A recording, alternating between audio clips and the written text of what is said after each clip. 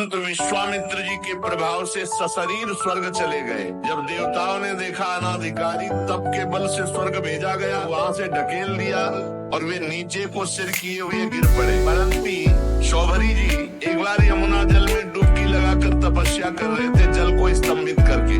देख लो, ऐसे ऐसे महात्माओं को माया आकर्षित कर लेती है। अपने लोग तो एक डुबकी लगा के 1 मिनट भी नहीं रुक सकते, वो समाधि लगा लेते थे। जल को स्तंभित कर दिया और थल की तरह बैठे समाधिस्थ। महाराज शौभरी जी ने देखा कि एक मछली से क्रीड़ा कर रहा है। मैथुन के हृदय में आया कि ये मैथुन में तो सुख है, तभी तो एक छोटा सा जीव इतना आनंदित हो रहा है, तो मुझे ये सुख चाहिए। महान तपस्या के धनी शौभरी जी के मन में विवाह करने की इच्छा जग उठी। सीधे राजा मानधाता के पास गए। महल में 50 राजकुमारियां थी। कहा कि एक भिक्षा में मुझे दो, मैं ब्याह करूंगा। अब बड़ी समस्या, शरीर से गंध आ रही, मछली जैसी जल में समाधित, हड्डी हड्डी दिखाई दे रही।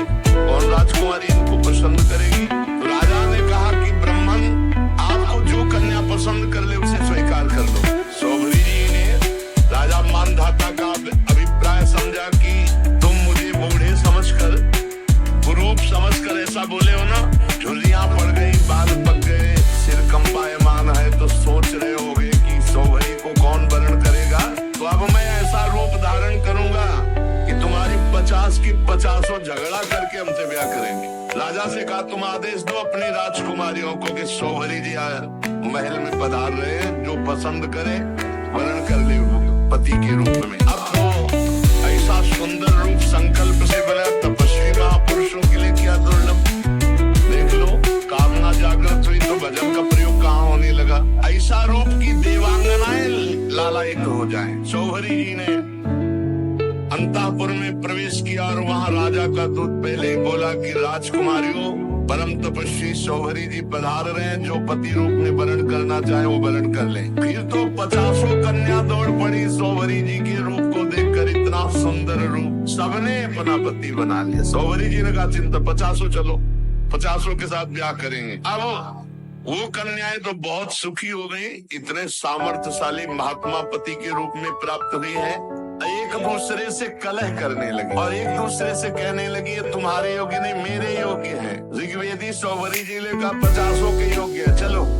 और अपनी तपस्या के प्रभाव से नई सृष्टि की। महल, उपवन, नगर, सबकी रचना यमुना किनारे की। सौगंधिक पुष्पों के बगीचे, परिपूर्ण कमलों से सरोवर, बगीचों में बहुत सुंदर सुंदर स्थान, महल, बहुमूल्य शैया, आसन, वस्त्र, आभूषण, स्नान, सुस्वादु भोजन, पुष्पमाला, दास दासियां सब प्रकट कर दी तपस्या से।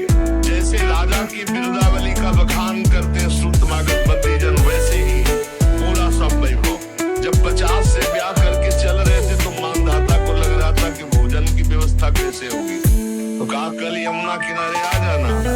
तो शब्द दीपवती पृथ्वी के स्वामी मानधाता जी ने जब शौभरी जी के तप का प्रभाव देखा तो आश्चर्यचकित हो गए। उनके पास भी वो भोग सामग्री नहीं थी जो शौभरी जी के पास थी। तपस्या, उनका ये गर्व जाता रहा कि मैं सार्वभौम सम्राट हूँ। शौभरी जी गृहस्थी के सुख में रम गए, अपने निरोग इंद्रियों से विषयों का सेवन किया। पर विषय सेवन से कभी काम तृप्ति थोड़ी होती, जैसे घी की बूंदों से आग तो और लपट बढ़ती है, ऐसे ही उनका असंतोष बढ़ा भोगों का। 50 राजकुमारियां, वैभव, सब सुख। ऋग्वेदाचार्य शौभरी जी एक दिन यमुना जी के तट पर बैठे और विचार किया कि अरे, एक क्षण का कुसंग, मछली के एक क्षण के कुसंग से मेरी ये स्थिति हो गई कि मैंने सारी तपस्या खो दी केवल भोगों के लिए। अरे, मैं तो बड़ा तपस्वी संयमी था, ये मुझसे चूक कैसे हो गई। ये मेरा आधा पतन तो देखो। मैं दीर्घ काल से अपने ब्रह्म तेज को अक्षुण्ण रख रहा था, परंतु जल के भीतर विहार करती हुई एक मछली के संसर्ग से मेरा ब्रह्म तेज नष्ट हो गया। अतः देखो, मैं पहले एकांत में अकेले तपस्या में संलग्न था, फिर मछली का मैथुन देखा। मोबाइल में गलत दृश्य देखने वाले कैसे संभल सकते हैं? जब मछली की क्रीड़ा देखकर एक महात्मा 50 ब्याह करता है, तो तुम मनुष्य की क्रीड़ा देखोगे सर्च करके, गंदी गंदी बातें देखोगे, इधर उधर की नाटक नौटंकी देखोगे, तुम भजन करोगे? बहुत बड़ी कलयुग की कुछ आल है मोबाइल। इसलिए मैं पहले एकांत में अकेले तपस्या में संलग्न था। मछली की मैथुन क्रीड़ा देखकर 50 विवाह की, फिर संतान से 5000 हो गई। कहाँ अकेला, कहाँ 5000 के बीच में। विषयों में सत्य बुद्धि होने से माया ने मेरी बुद्धि का हरण कर लिया। अब तो लोक परलोक की इतनी कामनाएं, मैं पार नहीं पा रहा। कहाँ अकेला भगवत चिंतन कर रहे थे, कहाँ 50 पत्नी, फिर 5000 संतान, फिर उनके ब्याह भर, फिर उनके कहाँ मैं फंस गया। ऐसा ज्ञान होने पर तत्काल विरक्त हुए और संन्यास पुनः लिया और वन को चले गए। अपने पति को ही सर्वस्व मानने वाली उन पत्नियों ने एकांत वन में भगवत चिंतन करते हुए शरीर छोड़ा और शौहरी जी ने बड़ी घोर तपस्या की, शरीर को सुखा दिया और परमात्मा में लीन कर दिया। परीक्षित जैसे ज्वालाएं अग्नि की शांत हो जाती हैं, वैसे ही उनकी 50 पत्नियां शौहरी जी के चरण चिंतन करके उत्तम गति को प्राप्त हुई, भगवद आराधना करके उत्तम गति को प्राप्त हुई। तो शौहरी जी के पावन चरित्र से ये शिक्षा लेनी चाहिए कि किसी भी जीव को मैथुन करते हुए कदापि नहीं देखना चाहिए। एक बार दृष्टि जाए, दोबारा दृष्टि ना जाए, उसका चिंतन न होने पावे। नहीं तो साधक के मन में स्फुरणा, फिर संकल्प और फिर क्रिया। इसलिए स्फुरणा में ही रौंद दो। इतना नाम उच्च कोटि से अपने लोगों की स्फुरणा ही समाप्त हो जाए, संकल्प बनने ही न पावे। श्री सुखदेव जी महाराज कहते, परीक्षित मैं वर्णन कर चुका हूँ कि मानधाता के पुत्रों में सबसे श्रेष्ठ अम्बरीश जी थे। उनके दादा युवनाश्व ने उन्हें पुत्र रूप में स्वीकार कर लिया। उनका पुत्र युवनाश्व का हारित मानधाता के वंश में 3 अवान्तर गोत्रों के प्रवर्तक हुए। नागों ने अपनी बहन नर्मदा का विवाह पुरुकुत्स से कर दिया। नागराज वासुकी की आज्ञा से नर्मदा अपने पति को रसातल में ले गई और वहां भगवान की शक्ति से संपन्न होकर पुरुकुत्स ने वध करने योग्य गंधर्वों को मार डाला। इस पर नागराज ने प्रसन्न होकर पुरुकुत्स को वर दिया कि जो इस प्रसंग का स्मरण करेगा उसे सर्पों से कोई भय नहीं रह जाएगा। राजा पुरुकुत्स का पुत्र दृषदस्य था, उसके पुत्र हुए अनरण्य, अनरण्य के हर्यश्व, उसके अरुण और अरुण के त्रिबंधन, त्रिबंधन के पुत्र सत्यव्रत हुए। यही सत्यव्रत त्रिशंकु के नाम से विख्यात हुए। यद्यपि त्रिशंकु अपने पिता और गुरु के शाप से चांडाल हो गए थे, परंतु विश्वामित्र जी के प्रभाव से सशरीर स्वर्ग चले गए। जब देवताओं ने देखा अनाधिकारी तप के बल से स्वर्ग भेजा गया, तो वहां से ढकेल दिया और वे नीचे को सिर किए हुए गिर पड़े। परंतु विश्वामित्र जी के तपोबल से वो आकाश में ही स्थित है। न स्वर्ग मिला, न ये लोग बीच में टंगे हुए हैं त्रिशंकु जी। वे अब भी आकाश में लटके हुए हैं। त्रिशंकु के पुत्र थे हरिश्चंद्र जी। उनके लिए विश्वामित्र और वशिष्ठ एक दूसरे को शाप देकर पक्षी हो गए और बहुत वर्षों तक लड़ते रहे। हरिश्चंद्र के कोई संतान न थी, इससे वो बहुत उदास रहा करते थे। नारद जी के उपदेश से वरुण देवता के शरण में गए, उनसे प्रार्थना की कि प्रभु मुझे पुत्र प्राप्त हो। महाराज मेरे वीर पुत्र होगा तो मैं उसी से आपका यजन करूंगा। वरुण देवता ने कहा ठीक है। तब वरुण की कृपा से हरिश्चंद्र के रोहित नाम का पुत्र हुआ। पुत्र होते ही वरुण ने आकर कहा, हरिश्चंद्र तुम्हें पुत्र प्राप्त हो गया, इसके द्वारा मेरा यज्ञ करो। हरिश्चंद्र ने कहा, जब आपका ये रोहित 10 दिन से अधिक का हो जाएगा तब यज्ञ योग्य होगा। 10 दिन बीतने पर वरुण जी ने आकर के आप मेरा यज्ञ करो। हरिश्चंद्र ने कहा, जब आपका ये रोहित मुंह में दांत निकल आएंगे तब यज्ञ की योग्य होगा। दांत उगाने पर वरुण देवता ने कहा, तो दांत निकल आए, मेरा यज्ञ करो। हरिश्चंद्र ने कहा, जब इसके दूध के दांत गिर जाएंगे तब ये यज्ञ की योग होगा। जब दूध के दांत गिर गए तो वरुण देवता ने कहा, अब तो मेरा यज्ञ करो। हरिश्चंद्र ने कहा, जब दोबारा दांत आ जाएंगे तब ये यज्ञ की योग्य होगा। दांतों के उगाने पर वरुण ने कहा, क्षत्रिय राजकुमार तब यज्ञ के योग्य होता जब वो कवच धारण करने लगे। राजा हरिश्चंद्र हरिश्चंद्र पुत्र के प्रेम से ऐसा टालते रहे। उनका हृदय पुत्र प्रेम में जकड़ा हुआ था। जो जो समय बताते वरुण देवता उसी की बाट देखते। जब रोहित कुंवर को इस बात का पता चला कि पिताजी तो मेरा बलिदान करना चाहते हैं, तो अपने प्राणों की रक्षा के लिए हाथ में धनुष लेकर वन में चले गए। कुछ दिन के बाद उन्हें मालूम हुआ कि वरुण देवता ने रुष्ट होकर मेरे पिताजी पर आक्रमण किया है, जिसके कारण वे महोदर रोग से पीड़ित हो रहे। तब रोहित अपने नगर की ओर चल पड़ा, परंतु इंद्र ने आकर उसे रोक दिया। कहा, बेटा रोहित, पशु बनकर मरने की अपेक्षा है पवित्र तीर्थ और क्षेत्रों का सेवन करते हुए पृथ्वी में विचरण करना। इंद्र की बात मानकर वो 1 वर्ष तक और वन में ही रहे। इस प्रकार दूसरे, तीसरे, चौथे और 5वें वर्ष कहाँ जाने का विचार करते तो इंद्र देवता कोई न कोई रूप रख कर आते और उसे रोक देते। 6 वर्ष तक रोहित वन में ही रहे। 7वें वर्ष जब वो अपने नगर को लौटने लगे तो उसने अजीगर्त से उनके मझले पुत्र शुनासेन को मोल ले लिया और उसे यज्ञ पशु बनाने के लिए अपने पिता को सौंपकर उनके चरणों में नमस्कार किया। तब परम यशस्वी श्रेष्ठ चरित्र वाले राजा हरिश्चंद्र ने महोदर रोग से छूटकर पुरुषमेध यज्ञ के द्वारा वरुण आदि देवताओं का यजन किया। उस यज्ञ में विश्वामित्र जी होता हुए परम संयमी जमदग्नि जी ने अध्वर्यु का काम किया। वशिष्ठ जी ब्रह्मा बने, अयास्य मुनि सामगान करने वाले उद्गाता बने। उस समय इंद्र ने प्रसन्न होकर हरिश्चंद्र को एक सोने का रथ दिया। आगे चलकर मैं शुनासेन का महात्मा वर्णन करूंगा। हरिश्चंद्र को अपनी पत्नी के साथ सत्य में दृढ़ता पूर्वक स्थित देकर विश्वामित्र जी बहुत प्रसन्न हुए। विश्वामित्र जी ने बड़ी कठोर परीक्षा ली हरिश्चंद्र, लेकिन महाराज हरिश्चंद्र जी राज्य के वन में भ्रमण कर रहे थे तो आवाज आई कुछ स्त्रियों की, रक्षा करो, रक्षा करो। महाराज हरिश्चंद्र ने विचार किया कि हमारे राज्य में कोई बेविचारी तो है नहीं जो ऐसा कर सके। उनके राज्य में कोई ऐसा नहीं था।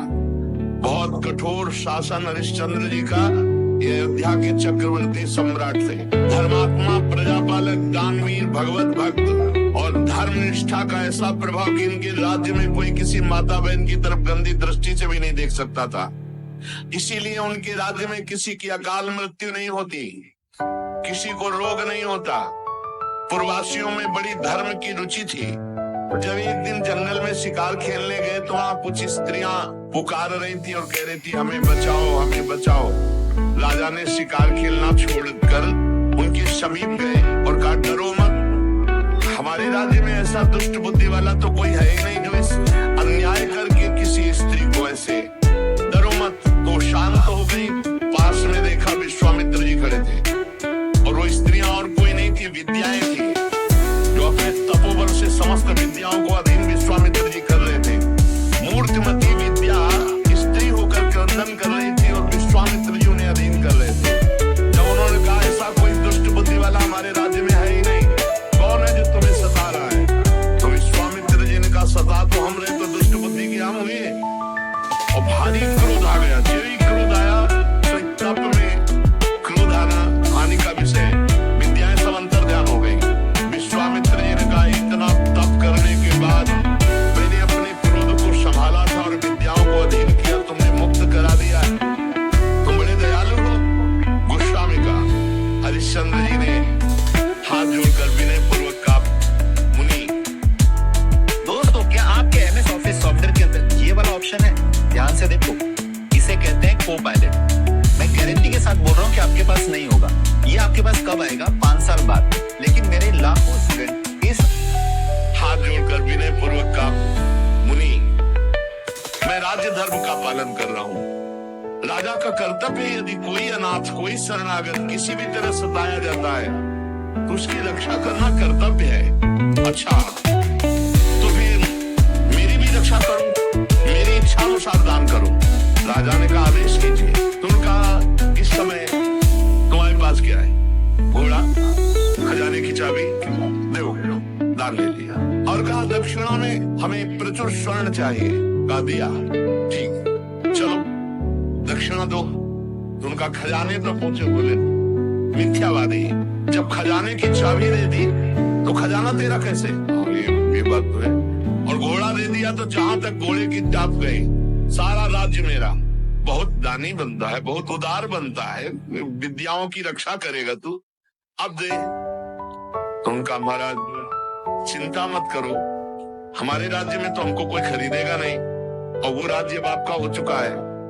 इसलिए राजा ने विचार किया कि सभी शास्त्र पुराण कहते हैं काशीपुरी भगवान शंकर के त्रिशूल पर बसी है, और उसके अधिपति देवादिदेव महादेव हैं। अतः वो परम दिव्यपुरी में चल करके अपने आप को बेचना चाहिए, और जो बेचने से स्वर्ण मिले वो दक्षिणा में देना चाहिए।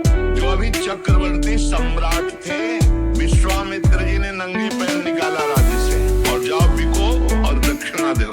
अब परम सुकुमारी रानी सेव्या पुत्र रोहित काशी को चल पड़े। मार्ग में मुनि ने एक माया रची की राजा रानी और रोहित तीनों को अत्यंत प्यास लगी। बहुत सुंदर जल की, मीठे जल की सृष्टि की, और आप बैठ गए ब्राह्मण के वेश में और कहा पानी पी लो। बहुत आग्रह किया। राजा ने कहा मैंने मुनि को दान दिया है, दान की पूर्णता दक्षिणा से होती, जब तक दक्षिणा नहीं दे लूंगा पानी नहीं पीऊंगा। ऐसा कह के राजा आगे बढ़ गए। ब्राह्मण ने रानी और रोहित कुमार से भी कहा कि जल पी लो। उन्होंने कहा नहीं, हम धर्मात्मा राजा की संतान है, हम उनकी पत्नी है, जब तक राजा अपनी दक्षिणा नहीं दे देते तब तक हम पानी नहीं पिएंगे। ब्राह्मण ने कहा झूठ, राजा तो जल पी गए, तुम लोग क्यों जल नहीं पियोगे? तो उन्होंने कहा कि वो परम स्वतंत्र है, वो पी सकते हैं, लेकिन जब तक वो मुझे आदेश नहीं करेंगे मैं नहीं पीऊंगा। और झूठ बोला था क्यों पी गए। विश्वामित्र जी ने परीक्षा ली थी, बड़े प्रसन्न हुए और कहा जाओ जिस कार्य के लिए जा रहे हो। 1 महीने की अवधि मांगी थी, 1 दिन शेष रह गया। अब यहाँ अयोध्या से काशी पैदल चल के जाना। विश्वामित्र जी ने कहा कि अगर तुमने हमारी दक्षिणा नहीं दी और समय पूरा हो गया तो मैं तुम्हें शाप दे दूंगा। आज का अंतिम दिन है। हरिश्चंद्र ने मुनि को प्रणाम किया और कहा अभी आधा दिन शेष है, अभी आप कुछ मत बोलिएगा, प्रयास करते कोई मुझे खरीद ले। आपने इतने दिन प्रतीक्षा की और कर लीजिए, आधा दिन की ही तो बात है। मुनि अंतर्धान हो गए। राजा ने अपने बेचने का निश्चय करके पुकारा। साध्वी रानी ने कहा महाराज अगर आप बिक जाएंगे तो मैं और पुत्र। तो उन्होंने कहा देखो धर्म के लिए सब कुछ बलिदान है, अगर पूरी दक्षिणा नहीं पड़ी तो आपको भी बेच दूंगा, पुत्र को भी बेच दूंगा, अपने आप को बेच दूंगा। पति की ऐसी अवस्था देख करके रानी बहुत अंदर से विकल हुई। उधर विश्वामित्र जी की कड़ी चेतावना, चित्त में दुख है और गदगद कंठ से पुकार कोई मुझे खरीद ले। तो एक वृद्ध ब्राह्मण के वेश में 500 स्वर्ण मुद्राएं देकर के रानी को खरीदा। रानी ने उस ब्राह्मण से प्रार्थना की कि यथाशक्ति मैं घर की पूरी सेवा करूंगी, कभी इनकार नहीं करूंगी। मेरी 3 बातें आपको माननी होंगी। मैं कभी किसी पुरुष से संभाषण नहीं करूंगी, एकांत में नहीं मिलूंगी, किसी का जूठा नहीं खाऊंगी, और सेवा के अतिरिक्त मैं एकांतवास करूंगी, मेरे समीप कोई नहीं आना चाहिए। स्वीकार कर लिया। अब राजा के सामने ही रानी बिक गई। अब पुत्र को अंचल पकड़कर माँ के संग जाते देख करके पहले तो बहुत हटाया, जब नहीं हटा तब कुछ स्वर्ण मुद्राएं देकर पुत्र को भी साथ में खरीद लिया। राजा अत्यंत दुख से व्यथित कि कहाँ राजकुमार और महारानी कैसे रहती थी, आज बिक करके सेवा में। विश्वामित्र जी आदम के राजा ने प्राप्त धन हमने पुत्र और पत्नी बेच दिया, ये लीजिए, तो उनका शेष पूरा कौन करेगा? अब महाराज अभी मैं हूं ना, मैं अपने को आवाज लगाता हूँ, कोई ना कोई मिल ही जाएगा। तो उसी समय चांडाल खरीदने के लिए उपस्थित हुआ। विश्वामित्र जी की पूरी दक्षिणा दी। जब राजा को पता चला खरीदने वाला मेरे को चांडाल है, तो उन्होंने कहा विश्वामित्र जी आपकी साप की अग्नि से जलकर मरना ठीक है, लेकिन इस चांडाल की अधीनता मैं स्वीकार नहीं कर सकता। विश्वामित्र जी समय खत्म हो रहा है, मुझे दक्षिणा चाहिए थी, वो मिल गई, अब तुमको चांडाल के अधीन होके रहना पड़ेगा। अब तो उसकी इच्छा अनुसार बन करके दास सेवा करनी होगी। विश्वामित्र जी ने कहा 1 अरब स्वर्ण मुद्रा दी है, हरिश्चंद्र तुम्हारे को खरीद लिया इस चांडाल ने। बड़ी विडंबना, चक्रवर्ती सम्राट चांडाल के अधीन। उन्होंने कहा स्मशान में पहरा दो। रात्रि में स्मशान के पहरा में काम में लगा दिया। अब और दिन रात लाठी लिए हुए मरघट में सौदा करने वालों से कर वसूल करते। जहाँ सैकड़ों दासियां सेवा में रहती थी, वहां महारानी दासी बन करके ब्राह्मणी के यहाँ सेवा में झाड़ू लगाना, घर लीपना, जल भरना, ये सब। और राजकुमार रोहित को भी सेवा दी गई थी, पुष्प चयन करके लाओ। विश्वामित्र जी को इतने पे भी संतोष नहीं हुआ। चांडाल की आज्ञा से नादों में जल भरते थे और विश्वामित्र जी उन नादों को फोड़ देते। जब जल बह जाता तो चांडाल आकर वो तिरस्कार करता हरिश्चंद्र का। हाथ जोड़े सर झुकाए खड़े रहते हरिश्चंद्र। एक दिन पुष्प चयन करने के लिए संध्या के समय राजकुमार रोहित गया तो वहां सर्प ने डस लिया। तत्काल प्राणांत हो गया बालक का। अब महारानी जिस पुत्र का मुख देखकर जीवित थी, वो पुत्र विधाता ने छीन लिया। दुख पे अपार दुख। रात्रि का घोर अंधकार, आकाश में मेघ आच्छन्न है। अकेली पुत्र के शव को लोग लेकर रोती हुई जा रहे हैं। वहां कोई साथ नहीं, कोई ब्राह्मणी साथ नहीं था। श्मशान में पहुंची हरिश्चंद्र जी ने देखा ये हालत हमारी पत्नी की धर्म के लिए, लेकिन मैं जब भिक्षुका हूं तो अपने धर्म से नहीं हटूंगा। रानी विवश में ही रात में सौ लेकर श्मशान जब गई तो वहां बहुत जोर की रोती हुई हरिश्चंद्र से कहा कि तुम्हारा पुत्र पधार गया है, सर्प ने काट लिया है। हरिश्चंद्र बोले श्मशान के स्वामी का पहले कर दो, फिर आपके लिए बिक गई हूँ, आपके लिए बिकी हूँ पुत्र के सही। तो पुत्र पधार गया है, हमसे कह रहे हो कर दो। कहां से दूं? क्या है हमारे पास? अयोध्या नरेश चक्रवर्ती सम्राट महाराज हरिश्चंद्र वज्रपात मन हो गया हो, लेकिन ढीले नहीं, अपने धर्म में रहे। उन्होंने कहा कि तुम कल्पना भी नहीं कर सकती हो कि हरिश्चंद्र का हृदय इस समय कैसा है। देवी, आज्ञा का पालन, अपने स्वामी को कर दिए बिना यहाँ हम सौदा या प्रवाह नहीं होने देंगे। तुम अपने धर्म का पालन करो और मैं अपने धर्म का पालन करूं। देखो तुम तनिक भी डिगना नहीं। भारी से भारी संकट आने पर भी तुम अपने धर्म में स्थित रहना, धर्म तुम्हारी रक्षा कर लेगा। सौ ढकने के लिए कोई वस्त्र तो था नहीं, तो अपने जो शरीर में वस्त्र था उसके पहला ही टुकड़ा करके लपेट के लाई थी। पतिव्रता ने दूसरा उसी कपड़े का जैसा हिस्सा फाड़ा और कहा कि ये कर के रूप में ले लो। जे ही उन्होंने लिया, देव विश्वामित्र जी प्रकट हो गए और कहा कि आपने वो करके दिखाया। कोई मैं एक महात्मा के वचनों का पालन करने के लिए या धर्म के पालन के लिए इस तरह अपने जीवन को, राज्य को, परिवार को, उसी समय जो चांडाल ने खरीदा था वो प्रकट हुए और कहा जानते हो मैं मूर्तिमान धर्म हूँ, तुम्हें दास कौन बना सकता है? जो धर्मात्मा पुरुष है उसको किसी की त्रिभुवन में ताकत नहीं कि उसे दास बना सके। साक्षात धर्म ने ही चांडाल रूप होकर के खरीदा था। साक्षात अम्बा अन्नपूर्णा ने ही जो ब्राह्मणी के वेश में थी वो कुंवर कुख और रानी को खरीदा था। देवराज इंद्र ने अमृत की वर्षा की, रोहित कुंवर जीवित हो गए। विश्वामित्र जी ने कहा अपने चाबी पकड़ो और ये लगाम जाओ, तुम्हारी जय हो, तुम माया पर विजय प्राप्त कर चुके हो। देवराज ने कहा कि अब तुम्हें मृत्यु लोक का राज्य करने की जरूरत नहीं है, सशरीर स्वर्ग की यात्रा करो। हरिश्चंद्र ने कहा नहीं, मर्यादा है, धर्म कहता है तो पहले यहाँ हम तप के द्वारा शरीर छोड़ेंगे, फिर जो भगवान गति देंगे। तो अयोध्या में पुनः महाराज हरिश्चंद्र जी आए। प्रजा जय जयकार करती हुई बहुत सुख में निमग्न हुई। सत्यात परो धर्मः, सत्य से बढ़कर कोई परम धर्म नहीं। और जो धर्म का पालन करने के लिए कष्ट सहता है उसकी सदैव